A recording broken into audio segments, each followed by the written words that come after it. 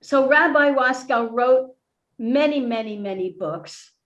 And one of his early books called God Wrestling 2 was a very significant read on my journey on my Jewish spiritual journey, where I became much more interested in learning and practicing. And it just changed the whole trajectory of my life. And going year after year to Alat Chaim was very important to me.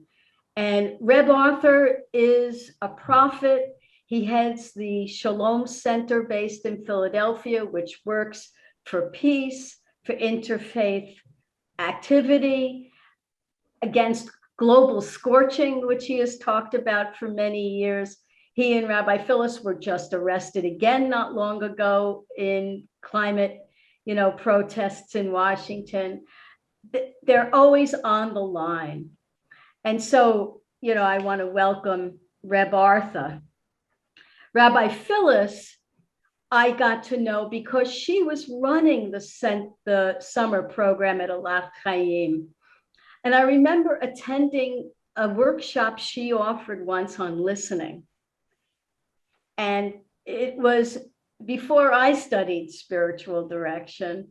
And I know that we're all here to listen tonight. And listening has become such an important part of my life and one of Rabbi Phyllis's great gifts, as well as her activism and all the work that she's done professionally as well. I want to introduce also Father Chris DeGiovini, who was the founder of the Sidney Albert Interfaith Lectureship Series, and also was the creator of the Interfaith Center at the College of St. Rose, where he worked for many, many years. And the College of St. Rose now has this holy, sacred space that has held us in interfaith collaboration for storytelling, for lectures, for many places, thanks to the work of Father Chris, who has been one of the key conveners of interfaith activity in this community.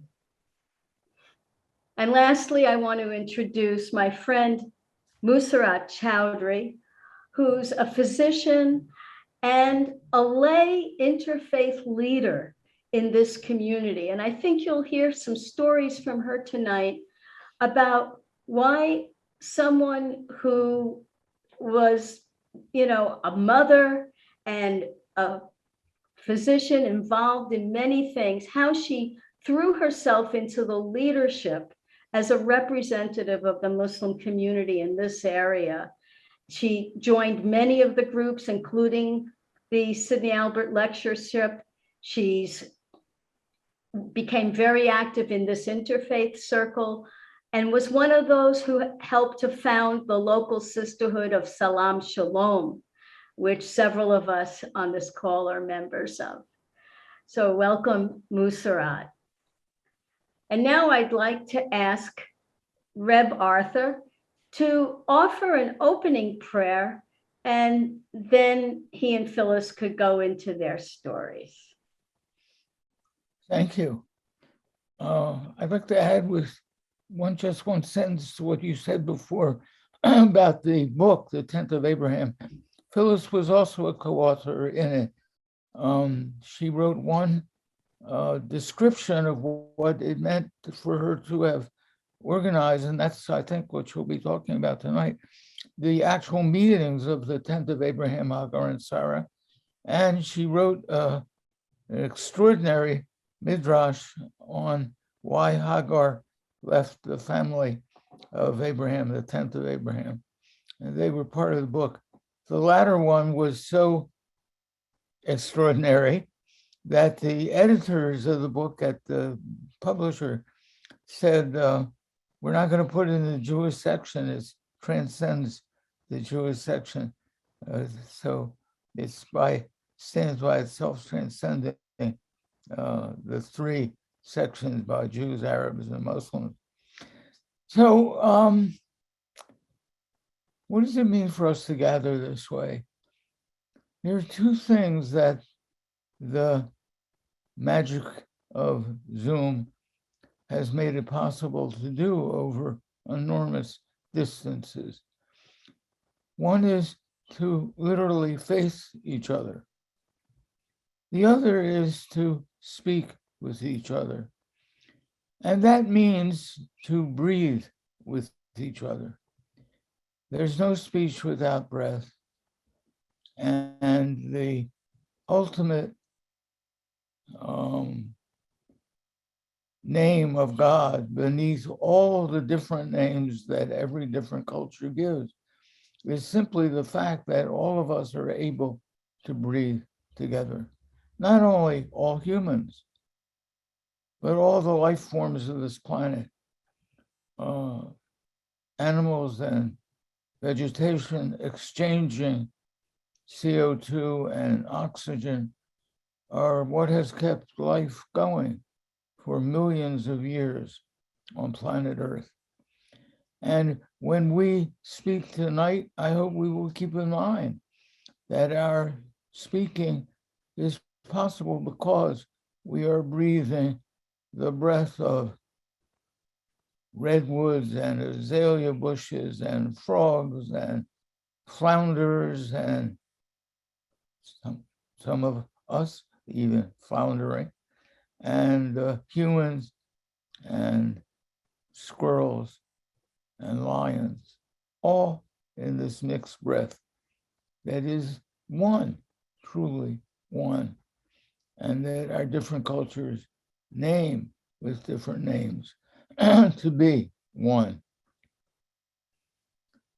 So I want to bless us that we stay aware that our being able to speak with each other comes from that one breath, that all life contributes, and to be aware that that one breath is in danger because some human institutions have figured out how to throw more CO2 into the atmosphere than all the plants, trees, bushes, grasses of the planet can be able to turn back into oxygen. So we're at the point at which we're close to where Earth can't breathe, where Earth is choking. So let our conversation with each other, our ability to speak with each other, be conscious that we are drawing on something that we used to not even name because it was so obvious and easy. And that in our generation, it has become not obvious and not easy. And we need to bless each other and ourselves with that ability to know that we are breathing the one great breath. So may the breath bless us. May we bless the breath by using it well. And I welcome all of us to say, in the many different versions of the word Amen, Amen, Amen, all those different words in the different languages that all come from the single word, to say whatever version of Amen, Amen, Amen is from your own heart.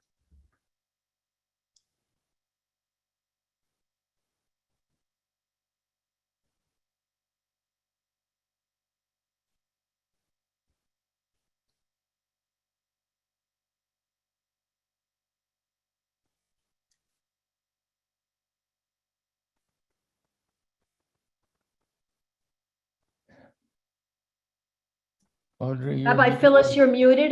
Yeah. I got it. Got it. Sorry. Okay. Thank you. Arthur and I hadn't actually talked about which of us was going to go first, but it seems to me that my story, our story, is the seeds of the work that has been so very powerful for us over a 10-year period. Arthur and I were sitting in the airport in Geneva.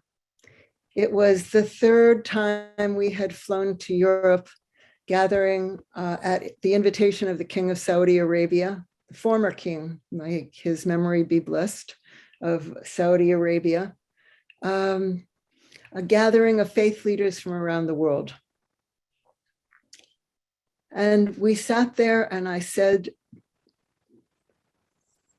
the almost unsayable thing. We had spent days listening to very interesting, very informative talk, I have to say, mostly by men. It had touched our minds. But I felt as I sat there in the airport on our way home that if I never saw any of those people again in my life, I wouldn't miss them. And it made me think about the teaching of our teacher, Reb Zalman Schachter Shalomi of blessed memory, who talked about the four worlds of Jewish mysticism: the world of the body, the physical world, the world of the heart, the emotional world, the world of the mind, the intellectual, creative world, and the world of the soul, in which soul exists in all four worlds, but the world that's pure soul. And Zalman used to say that every time we came together to meet, whether it was in prayer or in some other form, all four worlds needed to be present. And we sat there that day and decided that the encounter we wanted with people from other faith traditions had to include all four worlds. And it was there that the tent of Abraham, Hagar, and Sarah got born. It had the following form, the following shape. First, and most important, we were on retreat together. We lived together for Memorial Day weekend over 10 years, for almost 4 days.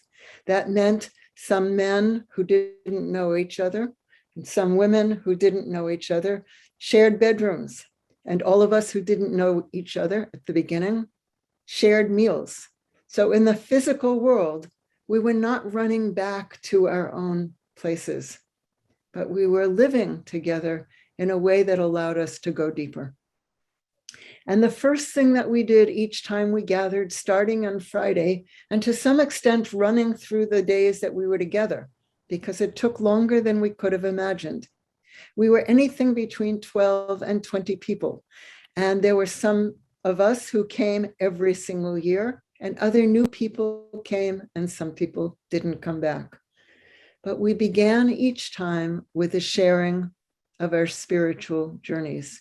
What had brought us in our lives to this moment, a moment in which we saw spirit in support of action for justice in the world? How did we come to this spiritual home that we were finding was ours? And how did that lead us to do the actions in the world that spoke of justice? Each of us told the stories, and I can tell you that by the end of the stories, we felt like we knew each other. We felt like we were relatives, not strangers. We felt like though each of us had taken a different road, we had followed a path toward the same place. So heart was the center of our connections. The second thing we did, because we were together on a Friday, a Saturday, a Sunday, and into Monday, we joined together in Juma prayer on Friday afternoon. We joined together in Shabbat prayer on Saturday morning. And we joined together in Christian prayer on Sunday morning. And this was one of the bumps in the first year, but we learned from experience for the next 9 years. We had gathered together Jews, Muslims, Catholics, Protestants, Quakers, Buddhists. Some of us were all of us were faith leaders, whether we were ordained or not ordained. And we found that for whatever reason was true at the time that we were gathering, that if men who were representing Muslim prayer or Jewish prayer or Christian prayer in the close of their ordination, what they were offering for the rest of us was to be observers in the prayer, not participants. And after the first Muslim prayer, the Muslim women who were with us talked about what it felt like. They themselves, Muslims, serious Muslims, but having been shut out of prayer, and the Christian women who were present on Sunday morning, who felt when a man got up to lead, that somehow they were shut out of prayer. And each of us observing somebody else's prayer couldn't find a way in. That perhaps women who were not in two of the three religions at that point, or at least one of those three religions, the three main religions, who were new into inclusion in leadership, in faith leadership, we knew what it felt like as women to have been shut out of something that was precious to us. So we decided from that second year on that only women were going to lead prayer. And from the time that we began that, something changed, because each of us as women who had experienced being left out of our own traditions, maybe long ago, maybe not so recently, we could remember what it felt like to be outside. And so we were able to create prayers, services that had integrity for our religion and also had integrity of invitation so that we could all pray together. And that's what happened. And that made a world of difference. So in the world of soul and heart and mind, we came together. And finally, sometime on Sunday, as we began to look at the state of this country, and it's not just in the last 4 years or this year that we had troubles. There have been troubles for many years, troubles of all kinds, the ways we treat immigrants, the way we treat people of color, the way we treat women, the way we treat the earth. We have had lots of troubles going on in our country. So we looked at some that were particularly pressing that year, and together we planned, how could we act together, even though we came from many different places in this country, but how could we work together around a particular goal to try to bring some justice that we were not feeling was happening in the world? And so we did that. And that was how we brought action, the physical world, into our time together. By the time we left each Monday, there was a very strong bond between us. And I must say, for Arthur and for me, the two strongest bonds that we have kept, I would say, till this time, were one with Brother Vincent Harding, who had been the speechwriter for the Reverend Martin Luther King, and the other with Imam Talib of a mosque in Manhattan in Harlem. And the relationships we had with them included visits to our home, sharing a Shabbat meal with us, a Passover Seder, but always as colleagues around the idea that it was justice we were after. And the justice begins by knowing each other and caring as much for one another as we do for the people who are our born family. And so the tent of Abraham, Hagar, and Sarah lasted 10 years, each year amazing, even though some of us were sharing our spiritual journeys again and again and again, they keep growing and changing. We don't just stop at one point. So the stories evolved as we lived and came to share our lives with one another. And we were able to, what I would say in Hebrew, we would say, in my heart and in my soul, in my mind, and I think in others too, we made a tikkun around interfaith work. That interfaith work had to be more than people simply speaking minds with one another. It had to include speaking hearts with one another. It had to include speaking and feeling souls with one another.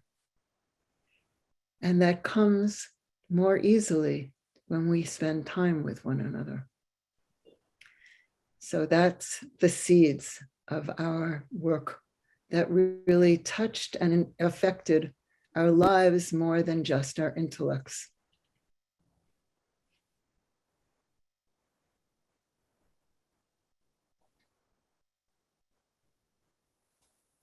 Thank you for listening. Thank you, Rabbi Phyllis, so much for that story. Rabbi Arthur, are you going to tell us the fruits? Well, I've got a story that is really two stories in one. And the two halves of the story are separated by about 60 years. So you'll hear the story and you'll see why I think it's a single story with two stories inside it. So I'm sitting about a year after the murderous attack on the Twin Towers in New York, knowing there had been a lot of oppression against Islamic Americans, Muslim Americans during that year. Sitting at my desk working on the computer, and the phone rings. The person on the other end of the phone was an imam who I had met maybe 4 or 5 times, who lived in Washington, D.C.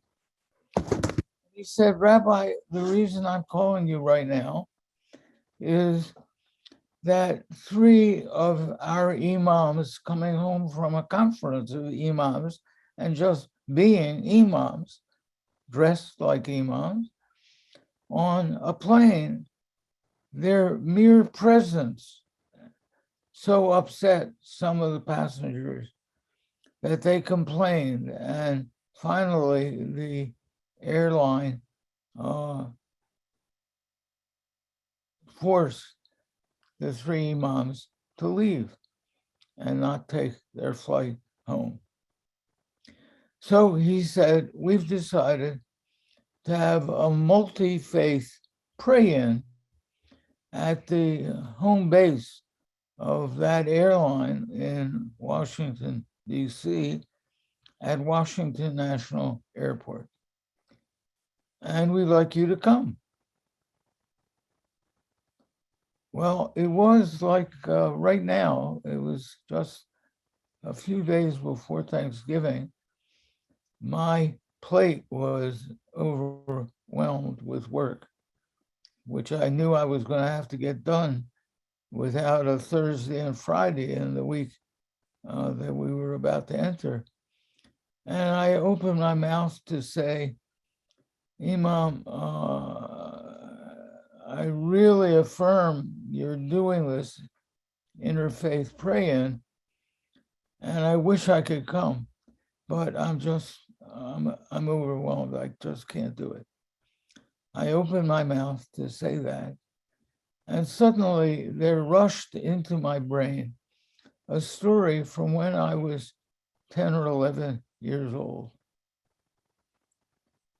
My grandmother, who was born in Poland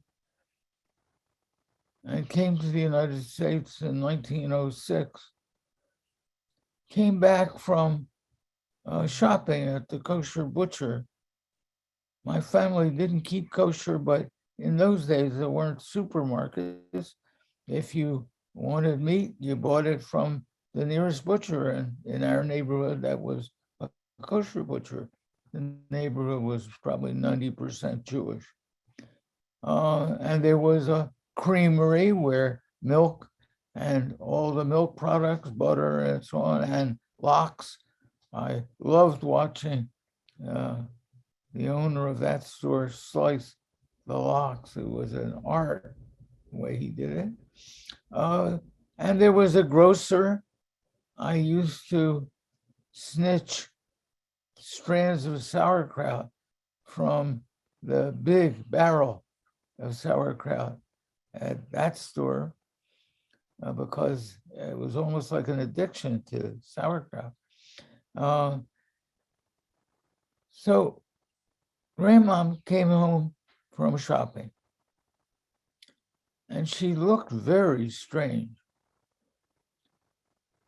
She was actually crying and laughing at the same time. And I, looking at her, thinking that was really weird, said, "So, Grandmom, what just happened? You look so peculiar." She said, "Well, I was standing online at the kosher butcher, and there were a bunch of other women who were standing online to buy some meat too. And some of them were talking Yiddish, so which of course she spoke. And so she listened. And she said, they started talking about the Schwarzes, that is the Yiddish word for black. And while it isn't as profoundly and disgustingly contemptuous in the way it's used as the N-word is, it's pretty close. So I listened for just a bit. And then I couldn't, my grandmother said, I couldn't stand it. So I interrupted. I said, "You can't talk that way. This is America, and you can't talk that way. In Europe, they talked about us, that is, Jews. They talked about us that way. And you must not talk that way about anybody here. It's America." So I hadn't remembered that story for 60, maybe 70 years. And it just came rushing while I'm holding the phone, about to say, "Oh, I'm for what you're doing, but I can't do it."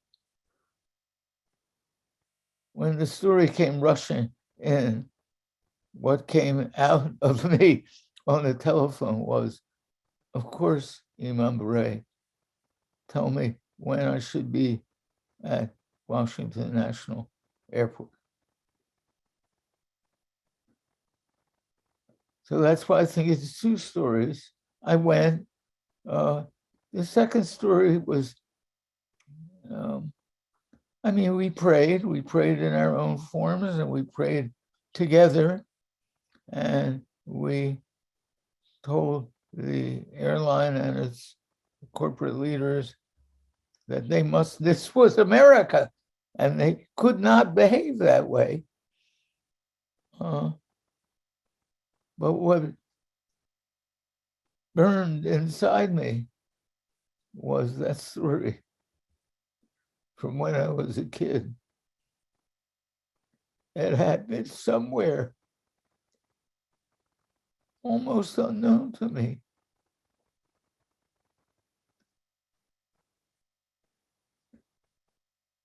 As we say, dibarti, I've spoken, I've tried to use my breath to tell some piece of a truth. Shamati, we hear you. Thank you. Thank you. So let us all take a breath and thank Rabbis Phyllis and Arthur as we turn our attention to the story that Father Chris will offer.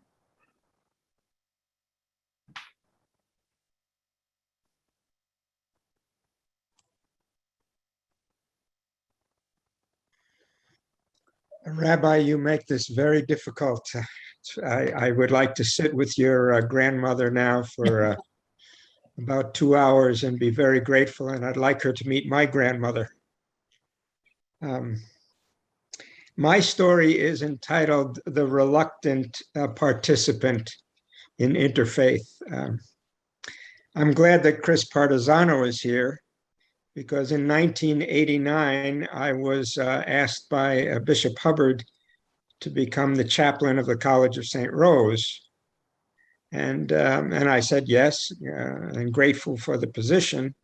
And then as I was there, the president at the time, President Lou Vaccaro, was trying to make inroads with the Jewish community in the area. And he had seen that Siena College, our great competitor, had the Kival Institute and were doing some remarkable work on responding to Nostra Aetate, the Roman Catholic document that opened the Roman Catholic community to dialogue with the Jewish community in particular, but to interfaith dialogue in general.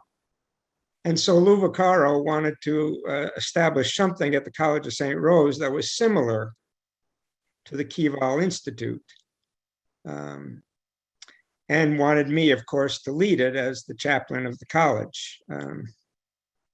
As Rabbi Arthur said, I looked at my plate and realized I was beginning a job that I had no idea how to deal with, and I was also overwhelmed by the responsibilities. And so I convinced him at the time that that would not be a good idea for me.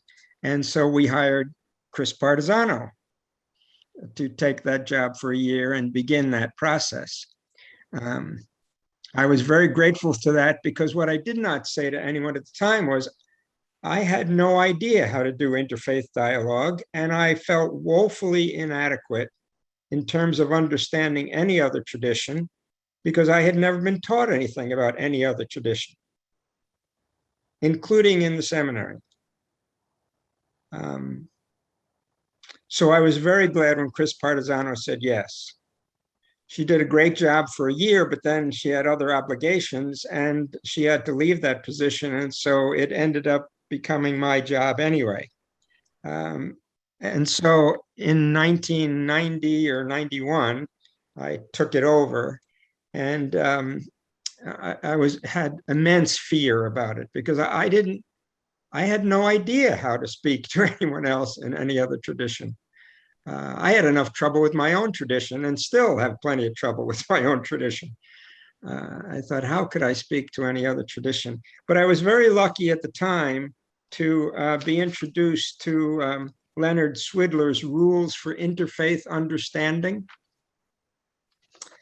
And as I read his 10 commandments for interfaith dialogue, I became less frightened and much more fascinated by the possibility. And I just want to go over very quickly his 10 commandments. The first commandment was, the primary purpose of dialogue is to learn. That is, to change and grow in the perception and understanding of reality, and then to act accordingly. I thought, I can do that. I can learn. I can listen. I could do that. The second commandment was, interreligious or inter-ideological dialogue must be a two-sided project within each religious or ideological community and between religious or ideological communities. And I certainly agreed with that. And I saw that as an opportunity to hear multiple and varied perspectives on this amazingly complex and beautiful world in which we live. So I thought I could do that. The third commandment, each participant must come to the dialogue with complete honesty and sincerity. And conversely, each participant must assume a similar complete honesty and sincerity in the other partner.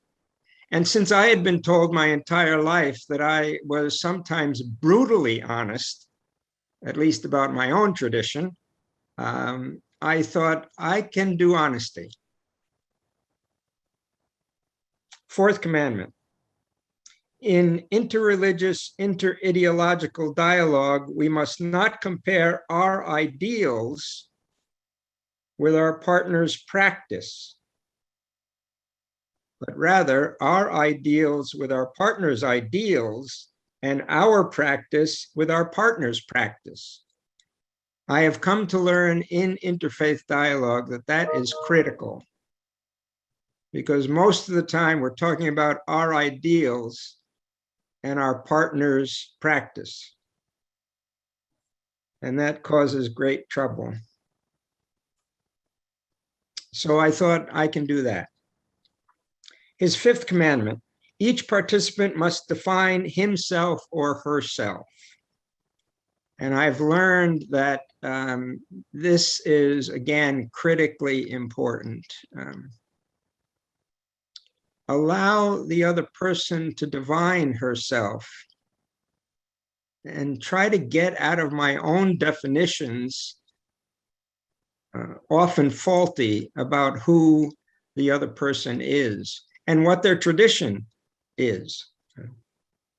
So I thought I can do that. Sixth, each participant must come to the dialogue with no hard and fast assumptions as to where the points of disagreement are. Well, I had no problem with that because I was tabula rasa. I had no idea what other traditions really talked about or why they came to their positions the way they did. I was a poor kid from Greenville, New York.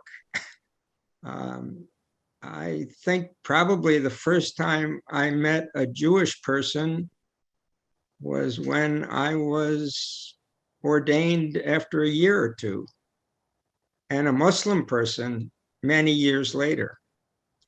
So I was tabula rasa, and I had a lot to learn. Seventh commandment, dialogue can take place only between equals. At first, I thought this was easy, but I have come to understand, and especially of late, more and more with the dialogue between Black and white America, that I have immense, deep-seated misunderstandings and prejudices that I need to confront.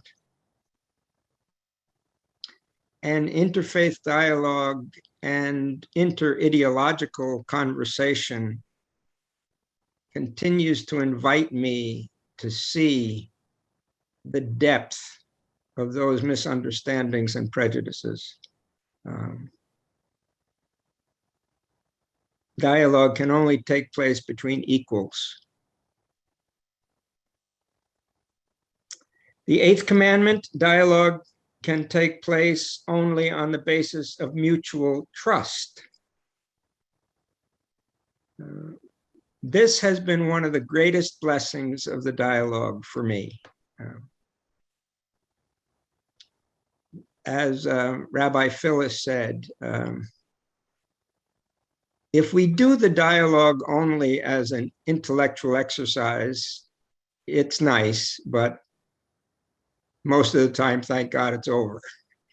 But if you do it as we have tried to do it in the Sidney and B. Albert lectureship and with the board members, and I'm particularly looking at my good friend Musarat, you become friends, deep friends on all those four levels, Rabbi Phyllis, that you spoke about. You become soul friends. And your life is changed forever. The eighth commandment. Ninth commandment, persons entering into interreligious or inter-ideological dialogue must be at least minimally self-critical of both themselves and their own religious or ideological traditions. I had no problem with that one. I have had problems with my own tradition from the beginning of time, and I think I will be dying having problems with my own tradition, and I'm willing to speak about them. And the 10th commandment, each participant eventually must attempt to experience the partner's religion or ideology from within. And this has been the richest part of the dialogue for me, to learn the great richness in each of our traditions. And by being in dialogue, to re-encounter the richness of my own tradition.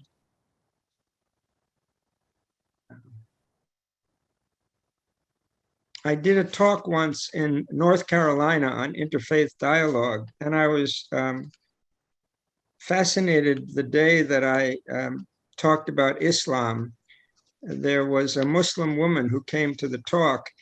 I think she came wondering what a Catholic priest would have to say about Islam. And so after it was over, I thought about the 10th commandment, and I said to her, please, if I have misrepresented your tradition, will you clarify and correct my mistakes?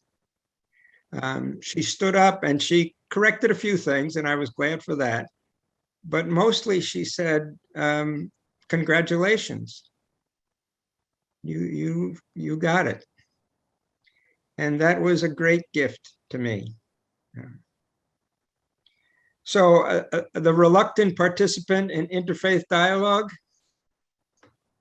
became a great advocate of interfaith dialogue, and it has changed my life for the better, and I am grateful.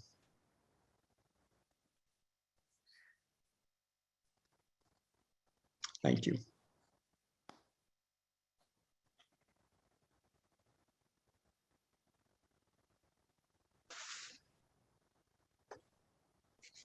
Thank you, Father Chris. Thank you, Audrey. Yeah.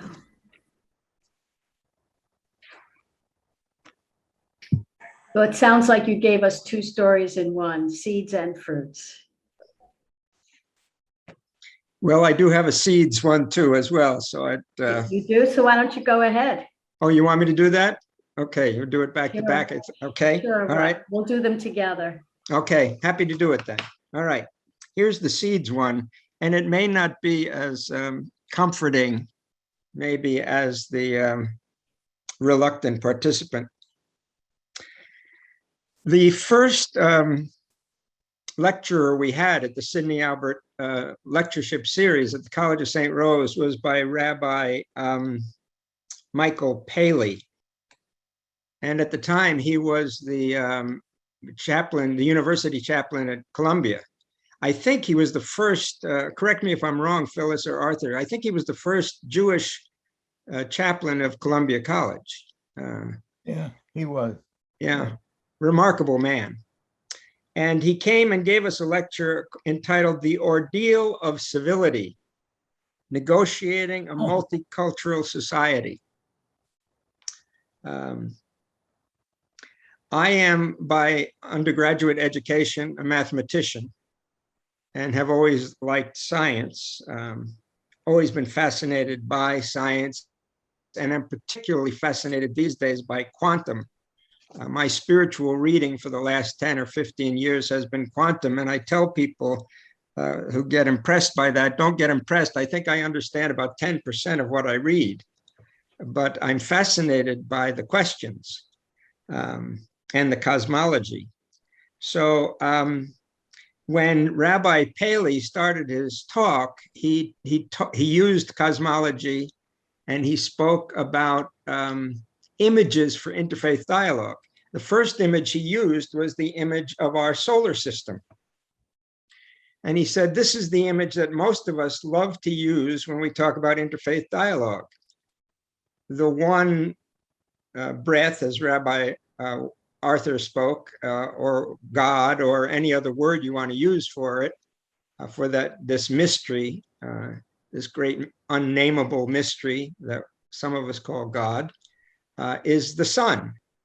And around the sun are these planets that revolve in their beautiful unity. And we, different religious traditions, are different planets, worshiping the same God, around the same God, taking our energy from the same God. And it's a beautiful and comforting image. And we're all sitting there listening to him develop this beautiful metaphor and thinking, yes, that's why we're all here, interfaith dialogue, and it's so wonderful. Then he said, I'd like to give you another image that may be as possible as the image of the solar system. And that is that we, in our interfaith circles, in our faith circles rather, our individual faith circles, are not planets around one sun, but we are rather galaxies in the universe. And galaxies in the universe are flying away from one another as quickly as they can at light speed with no center perceivable.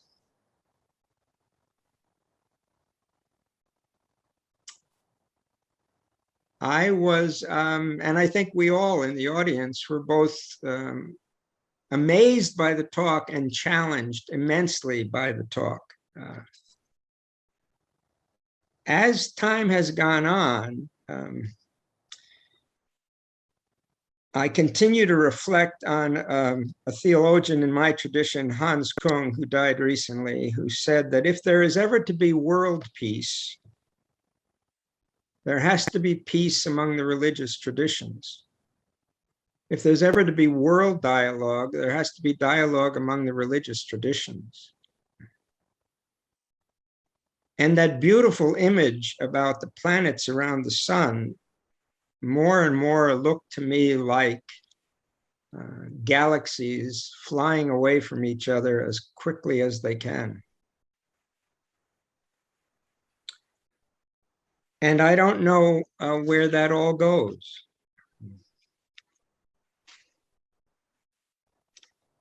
"30 years ago, Michael Paley showed me, anyway, the promise that we could be a solar system, and the challenge that most of the time we seem to be galaxies.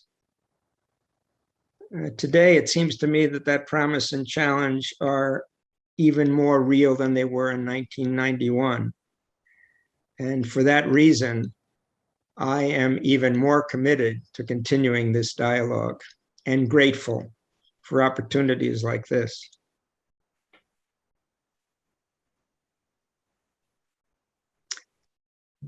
Thank you. Thank you. Thank you, Father Chris. Take another breath. And be ready to listen to our friend Musarat talk about her journey as an interfaith activist.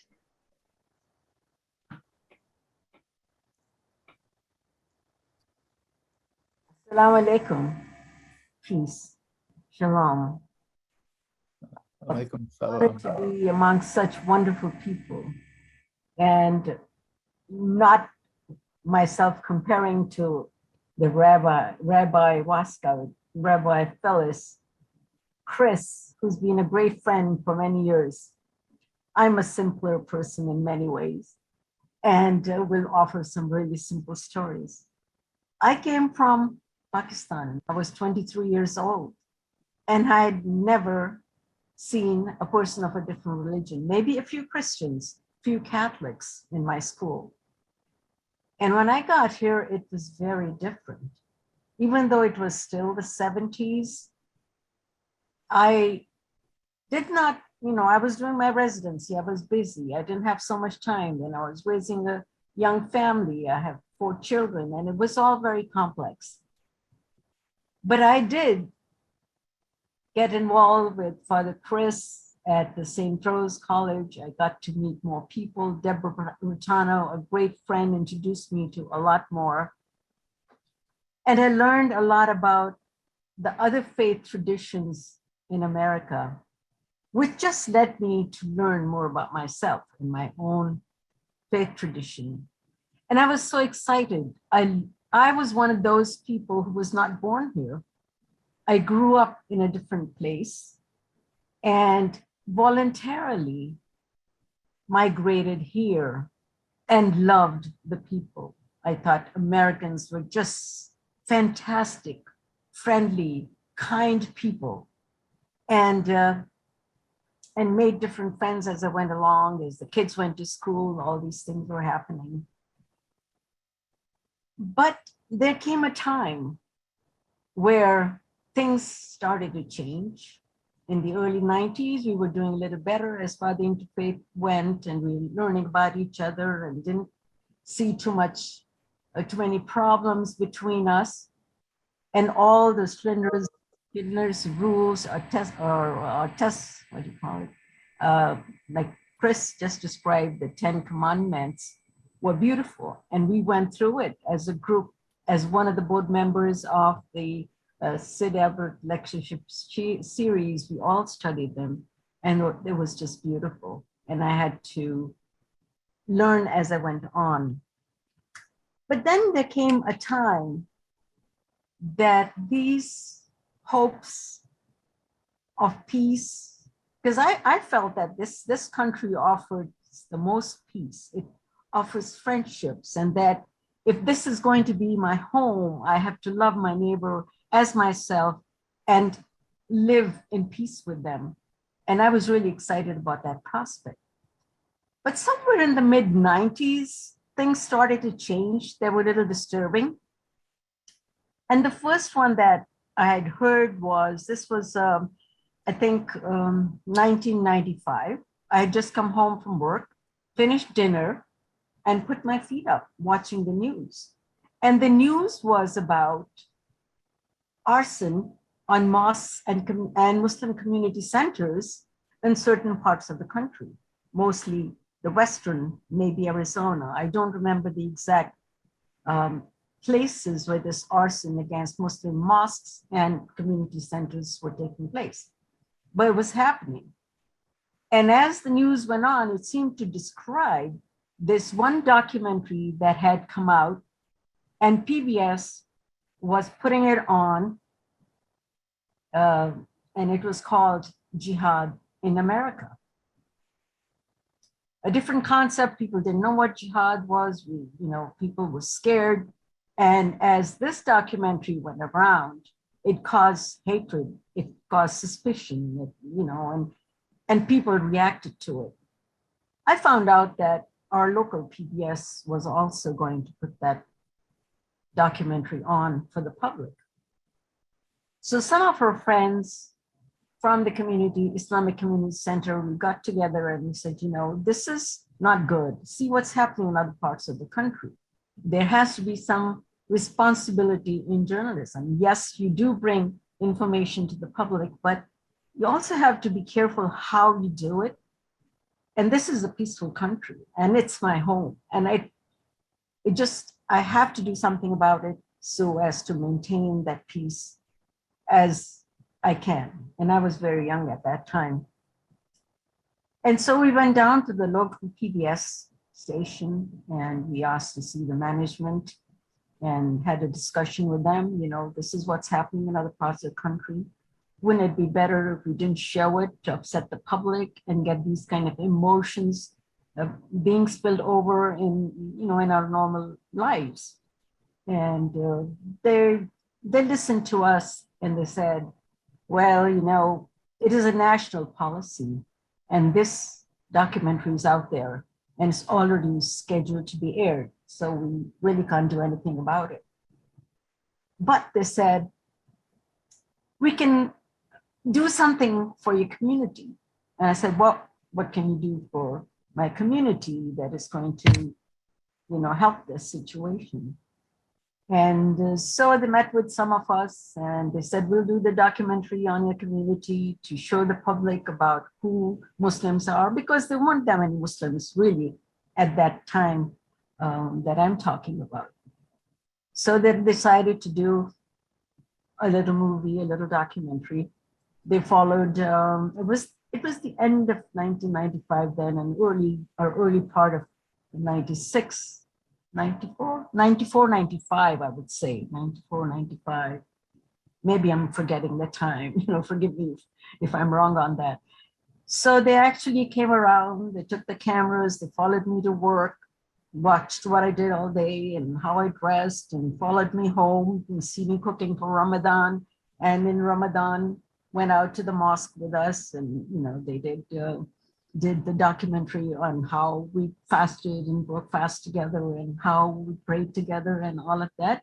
That was very heartening. I was very pleased with what they had done. Even I don't know if it undid what the damage the other documentary had done, but there was a standing. There is a Muslim community and they're here. And so that was very encouraging. And I thought, so if you talk, people do listen. You have to continue to stop these kind of suspicions and hatreds and things from developing, not just for Muslims, but for everybody else. We need all to live in peace in this country that we call home. And some of us who adopted that as home, having left my traditional and my ancestral home to come and live here. And so that was the beginning of how I wanted to get into the interfaith and learn more about other people and teach them about myself and how we can learn to live in peace with each other. So that was a very encouraging time. But then again, another event took place, and this was a couple of years later. I think it was 1997. And I got this story from a young girl who is 15 years old. And I actually tracked her down because now she's in her late 30s and has a family of her own. And I got the story from her. She had the newspaper clippings for me to look at, detail that I had forgotten.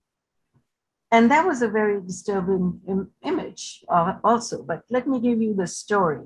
It was Mariam Yagi. She was about 15 years old in school, so excited to come home and her favorite thing was to come put the radio on, and her favorite station was WGY, and Mark Williams would do a program from 3 o'clock to 6 o'clock in the afternoon, and young people would call in and have them play the music or the songs they wanted to hear. So she got home, she got all excited, got her snack down, sat down at the table and put the radio on. But to her surprise, she hears something that shocked her. Here is Mark Williams talking about how Muslims are not educated, how Muslims are not fully human, how Islam should be totally banned.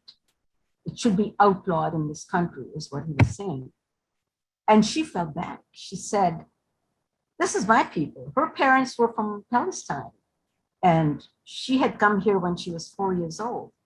So having been used to dialing into the radio station and saying, I want to listen to this song, please, can you play it? She called him right up and she said, I'm really disturbed with what you just said.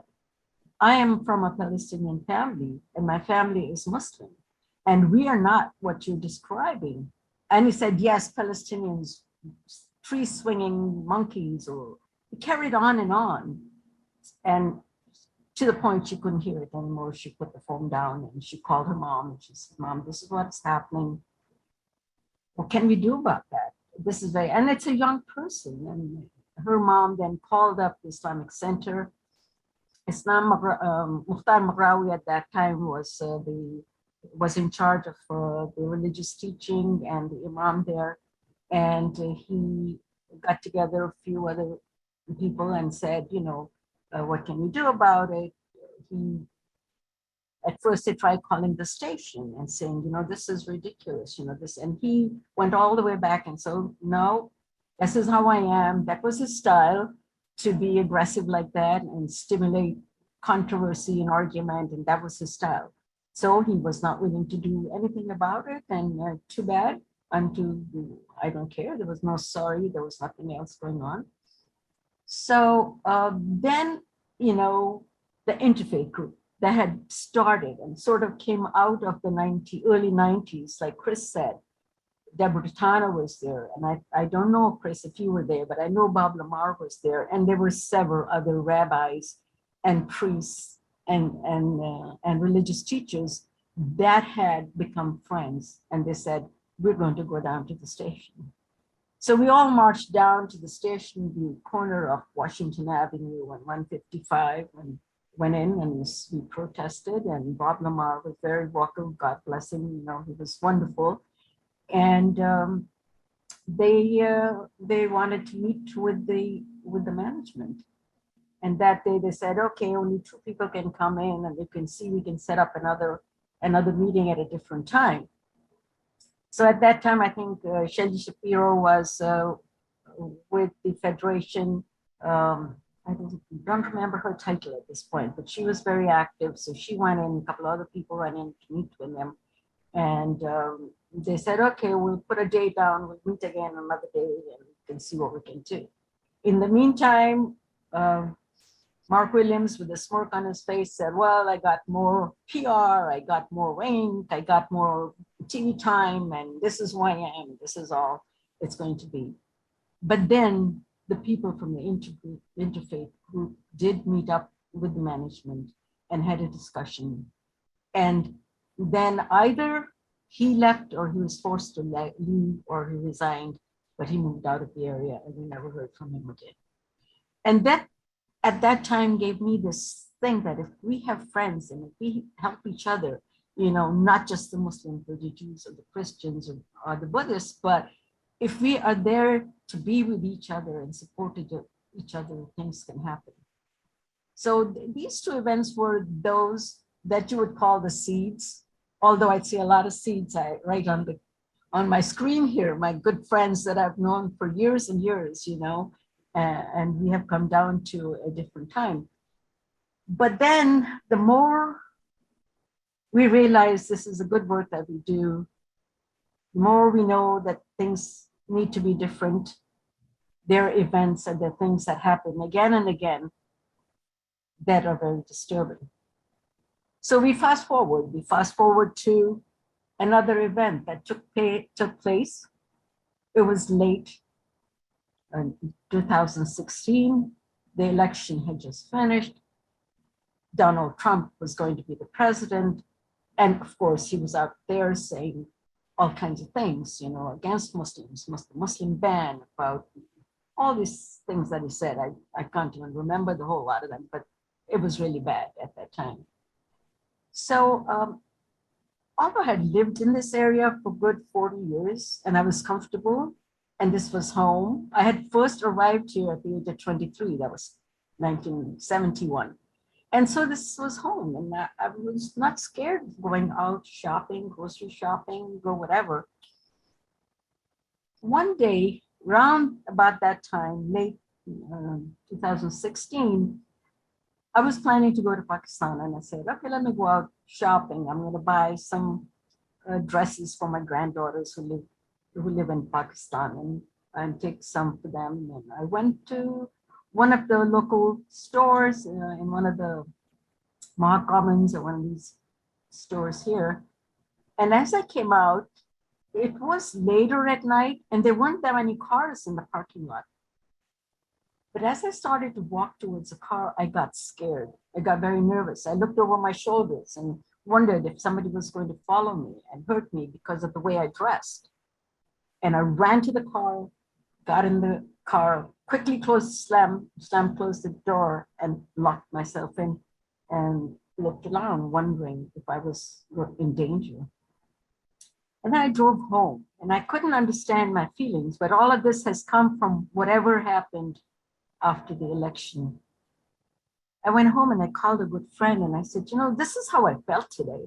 Do you feel this kind of change in how scared you are and how things are not the way they used to be? She said, personally, I have not, but I will give you a story. She said, a few days before, or actually this couple of days or same day, whatever, she said there was an incident at the mosque, the new mosque in Latham, the Al-Hidayah Center. I said, what happened? She said that there was a truck with American flags on it, came into the parking lot and zoomed right around it 3, 4, 5 times very fast, scaring everybody, and then left.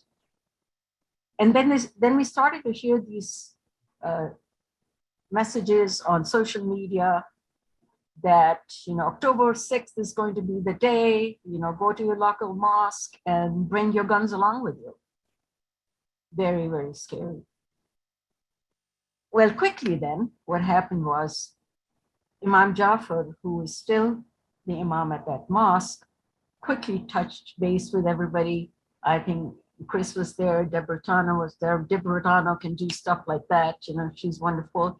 And within 24 to 36 or 48 hours, we had invited our interfaith friends over. The lobby in the mosque is a large lobby. We had almost 200 plus people there. Rabbis from different synagogues and priests, and everybody went up to the front and talked about solidarity and how we would stick by with each other and we will protect you just as if you were our own. We will be there physically in front of the entrance of the mosque in the driveway, make sure that this doesn't happen. So then, you know, it was wonderful. And actually, Audrey remembers that is the day we had talked about forming the local chapter of Salam Shalom, which we did. In January, we had other meetings and we were able to do that. But that October 6th, there was increased security at the mosque, but then a lot of our interfaith leaders physically were there with their cars by the entrance to the driveway into the masjid, into the mosque. The time came, the 6th of October came and went. Nothing really happened. But this is one of those fruits. This is where over several years, 25, 30 years, I'd say even 40 years, knowing Deb and other people in the community, that when we needed everybody, they were right there for us. And to me, that is a blessing. And to me, that is what we need to look forward to help each other and protect each other. But as time goes on, you hear more things and you say, where is it coming from? It was Michael Flynn who said the other day, there should be one religion in America. Did you all hear that? It was just amazing. It's ridiculous. So the more we do it, the more we need to do. So I really appreciate my good interfaith friends who have stuck by each other and with us, that have taken care of each other and developed friendships and to the core, you know, love and understanding of each other's religion and respect for our differences, you know, that as we go on. So I really, really appreciate this interfaith work, be it Interfaith Alliance, be it St. Rose, be it Sisters Salam Shalom, Interfaith Story Circle, you know, all that makes a difference to me at many different levels. So we hope that we continue to do this. So God bless you all for listening to me. A little complicated, but I really feel that I got involved very early, and I'm so glad that I did and don't regret it one bit. And as we move on, we need to develop these relationships even more. Thank you very much for listening. Thank you, Musrat. Thank you. Take one more breath. And we have time for our listeners to become storytellers. I know that Kate Dudding has brought a story, and the rest of you could message me in chat if you would like to tell a story, or raise your hand when the time comes. So I want to call on Kate, who's a very active local Corey storyteller in this community. Thank you, Audrey. This is a story I created in 2010, which is probably 8 to 10 years after Gert Johnson invited me several times to come to an Interfaith Story Circle. And once I came, I kept on coming. So this would fall in the fruits category, not the seeds.